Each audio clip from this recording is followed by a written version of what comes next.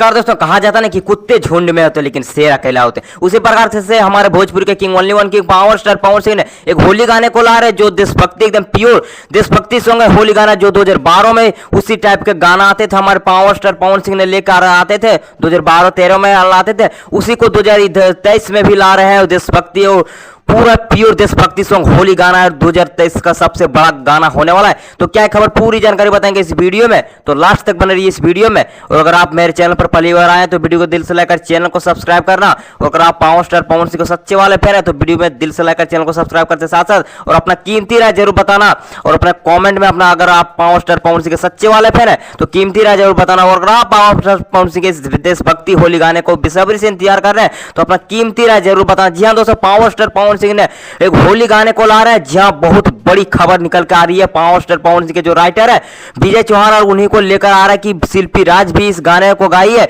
और इतना बेहतरीन गाना मैंने अभी तक सुना नहीं, कहा जा रहा है। और तो आप लोगों को क्या मानना है कमेंट में बताइए। मैं मिलूंगा आप लोगों से नई वीडियो में, तब तक तो जय हिंद जय भोजपुरी।